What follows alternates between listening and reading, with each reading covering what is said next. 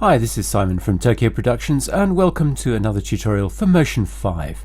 And today we're going to be taking a look at starting with this shot and turning it into this.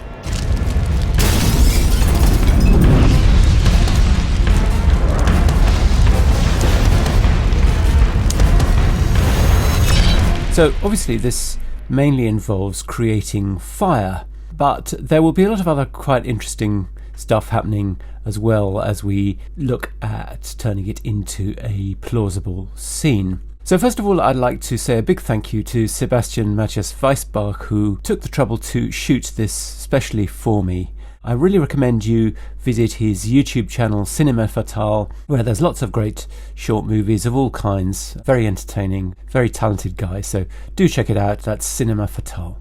And Sebastian has very kindly agreed to share the material that he shot for this tutorial, and I'm going to put a link to that in the comments. Okay, so let's start by making some fire. So we want to make a new project, and I want to select 25 frames a second for the frame rate, because that's the frame rate of my base plate that Sebastian has shot for me. We'll leave the duration at 10 seconds. Open that up. So the tricky thing about making fire is that it has a great deal of randomness, but also a great deal of detail. If we have a look at what Apple have given us, let's come over to particle emitters, pyro, and let's grab, for example, fire blaze, and let's have a look at that. You can see how unconvincing that is, and there are a number of reasons for that. The main one is that we've got a static particle. And although they've rotated it and scaled it a bit, it's very easy to tell that it's simply repeated, and that just doesn't really convince at all. So a much better starting point is to create a particle that is not static. So how are we going to do that? Let's just remove this from here. What I'm going to do is I'm going to come over to my project settings here, and I'm going to set my width and height to 100 pixels. So we've got this small square. I've just zoomed right in. The actual size is very much smaller. It's that size. So first step is to come over to the library and look for generators and look for clouds, and let's bring that in. Now the big challenge always with the clouds generator is that it just doesn't have enough complexity to it. So we have to build in our own complexity. Let's first of all adjust the horizontal and vertical scale. So let's go for a horizontal of 8 and a vertical of 10. And then let's increase the speed to 2. Next, let's set the method to turbulent. And I just want to come here to the first layer strength and set that value to 0.75. Then I also want to open up the gradient editor here. I want to remove this black colour by pulling it away from the bar there. I want to click on the top bar here to set a new opacity tab. I'm going to move that to 100% on its location. This left-hand one here, I'm going to set its opacity down to 0 and its location to 30%. And now we've got something that looks like this. Next, what I want to do is I want to come back to the library, look for colour solid, and bring that into this group here behind the clouds. And I just want to change that colour to black. Next, I'd like to come over to the library and go look for generators, and I want to look for gradient, and I'm going to bring it in to the top of that group and come over to the inspector. Let's set the width and height to 200, and then let's open up the gradient editor. This left-hand colour I want to set to black, and the right hand colour I want to set to white, and close up the colour pane. Down here I want to set the Y start value to 0, and then all I need to do is come to the type and set that to radial. We just need to adjust the position of these colour tabs. So this black one, I'm going to come down here to its location, set that to 10. The white one, I'm going to set its location to 40. And we'll come over to its properties and we'll set the blend mode to subtract. And what that does, if you can imagine, switch back to normal for a moment, is that it's subtracting the values of the gradient from what's underneath it. So everything that's white has a value of 1, everything that's black has a value of 0. So you can imagine that white subtracted from the underlying image is going to turn it black, and anything that's black is not going to be affected because subtracting 0 is not going to make any difference. So that's the principle on which this gradient works, and it looks something like that. So my next step is to come over to the library, filters. I want to look for distortion, and I want to look for a filter called Funhouse, and I'm going to add that to clouds. Now what this does is it's just a basic displacement filter, but we need to do a bit of adjustment to get it to work the way we want it to. First of all, we need to change the angle to be 90 degrees because we want this to be a vertical effect. And you can probably start to see why I want to use this. So I'm just going to adjust the width down to 30 and I'll increase the amount to 15.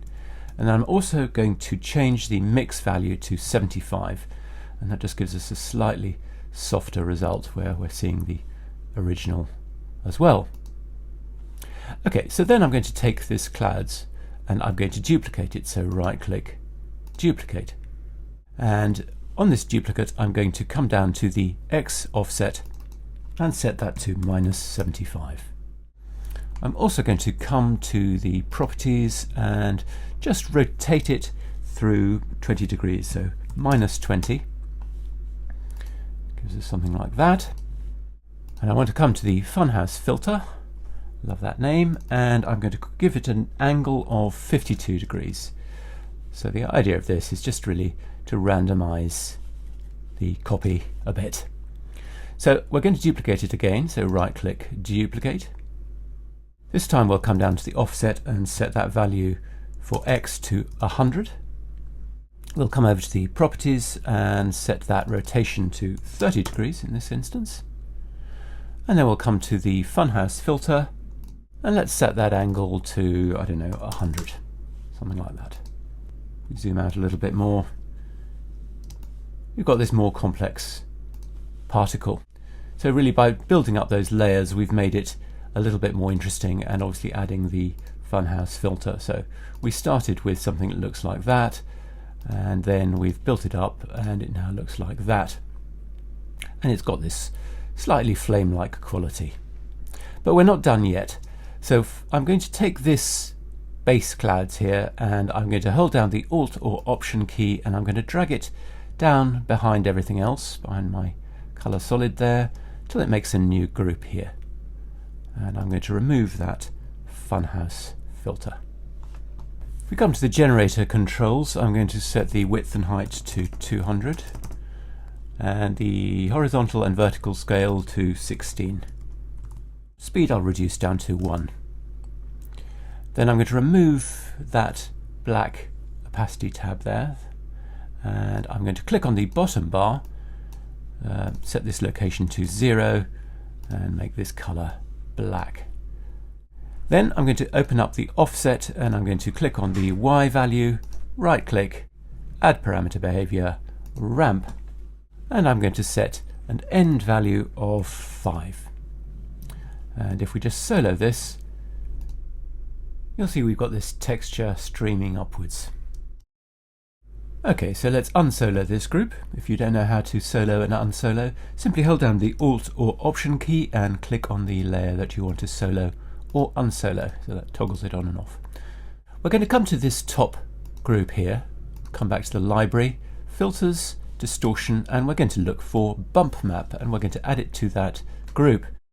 So if you come over to the inspector, we're going to grab this clouds layer here that we made with the ramp behavior on it and we're going to add it to that map image source well, like that.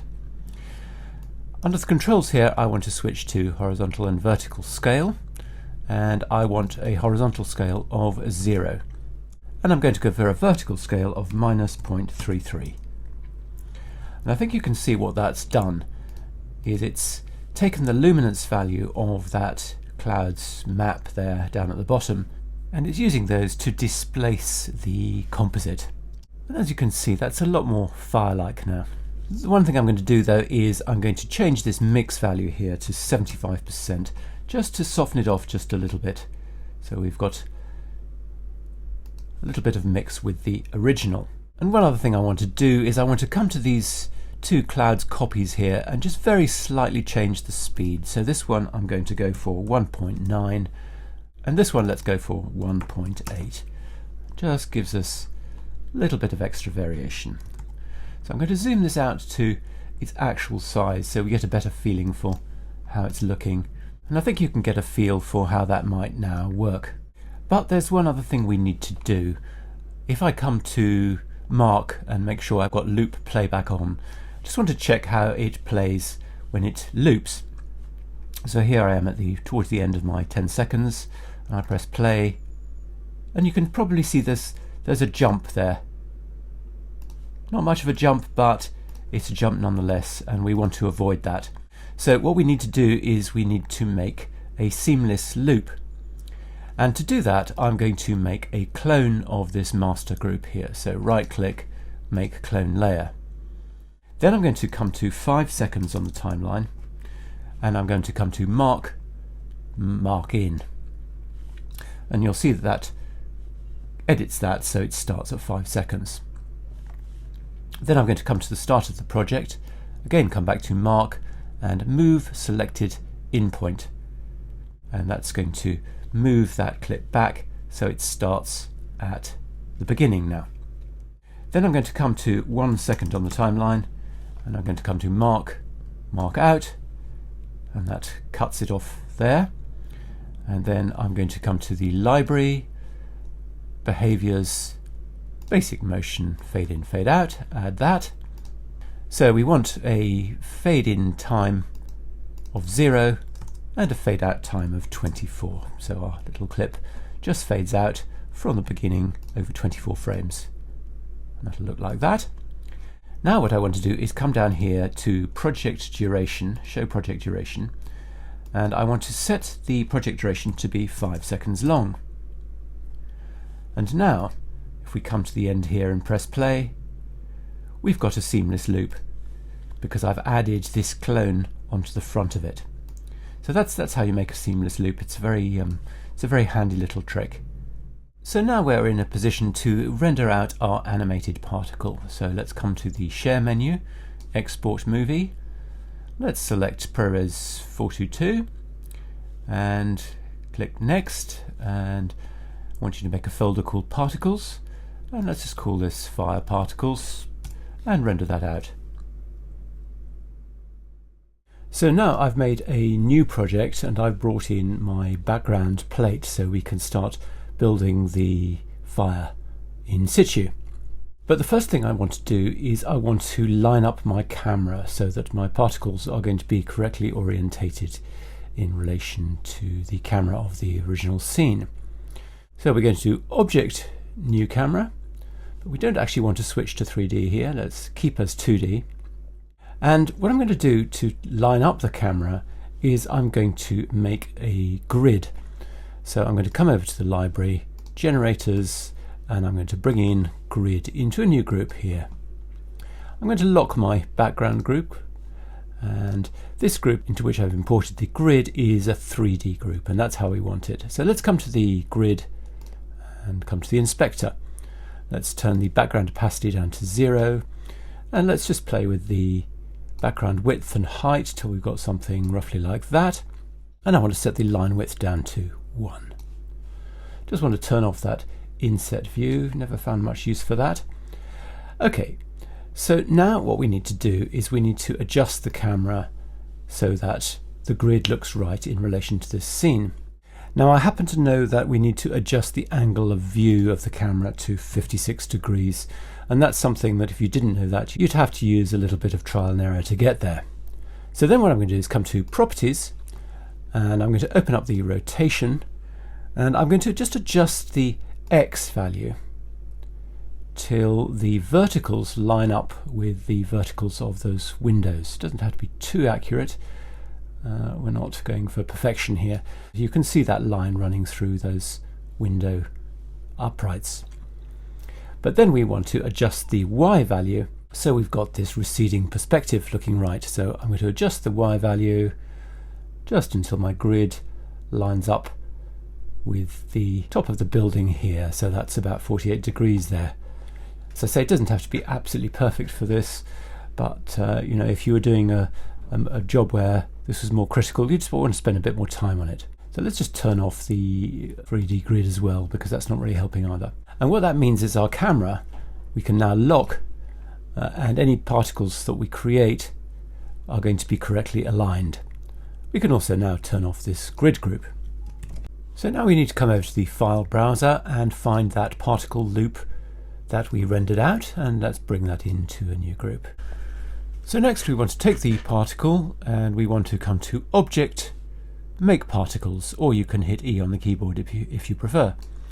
So the first thing we need to do is hit the 3D checkbox and then come to Box for the shape. And let's set the arrangement to random fill.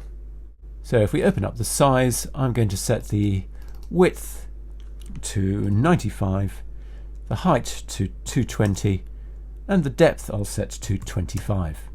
Let's just skip back to the first frame for the time being. I'm going to set the emission latitude to 90 and longitude and range to 0. I'm going to increase the birth rate to 100 and the birth rate randomness 200.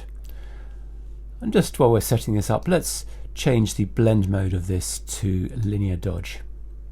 Then I'm going to come down here and I'm going to select the Adjust Item tool, and you'll start to see why we decided to put that camera in, because you can now see that that fits pretty well with our window there on the left.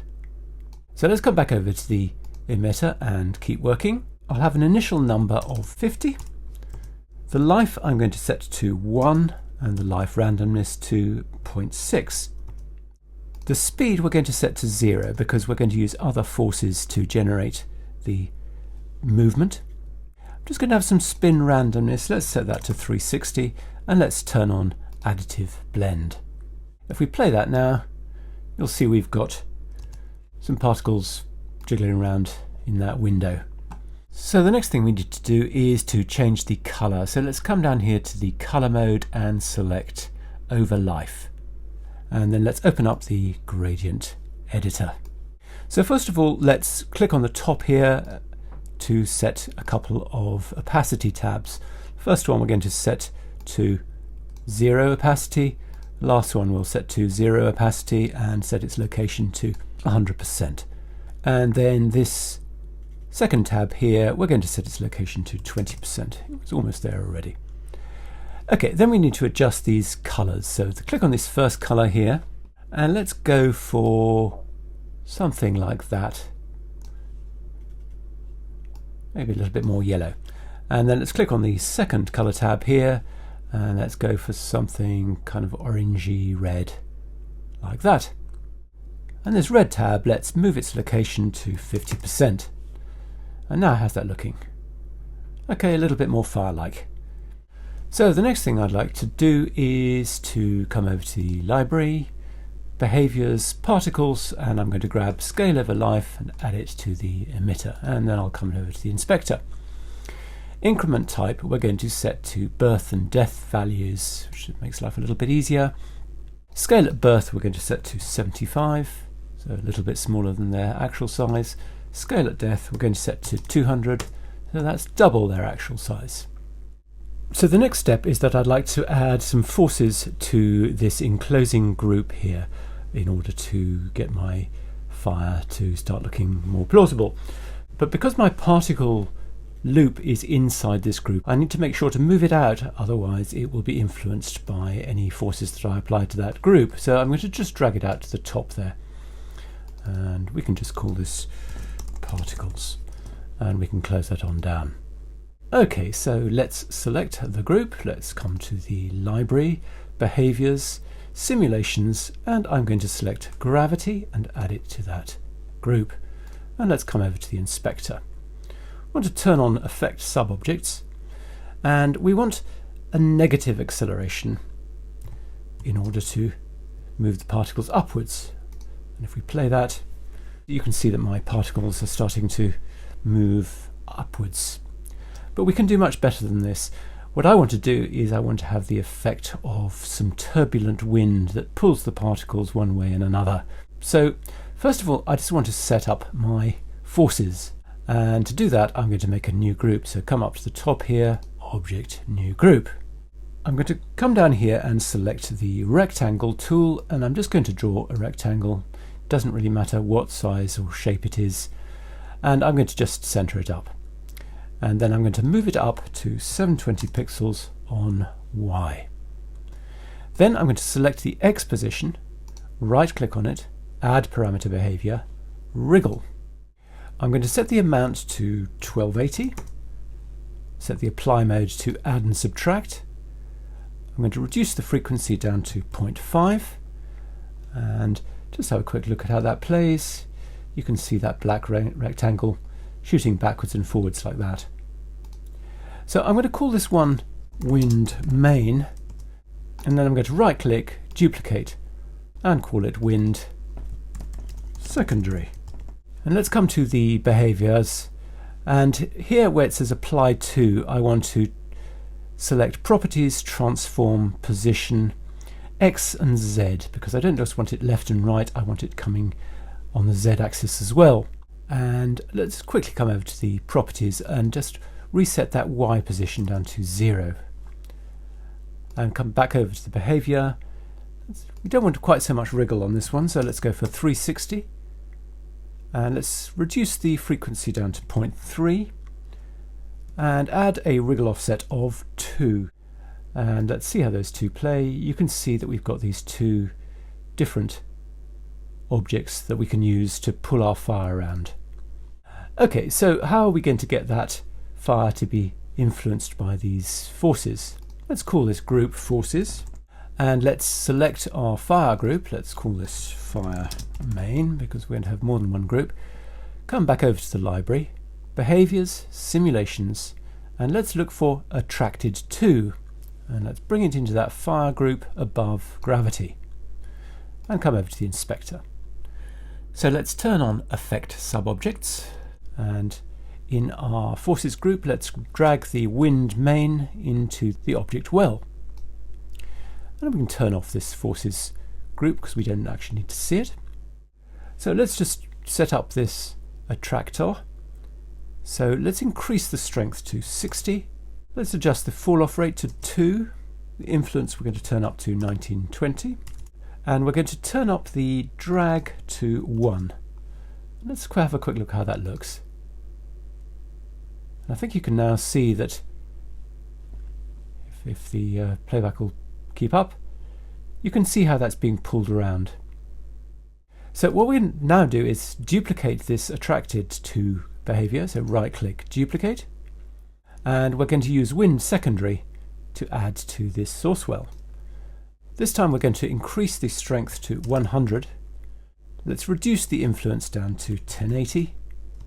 And let's turn off Y but include Z, because if you remember this is coming in and out as well as going left and right. And if we have a look at how that plays, you can see we've got this nice behavior where the wind is appearing to pull these particles backwards and forwards. So now I'd like to fill up 3 more of the windows with fire. So I'm just simply going to take this emitter, right click, duplicate.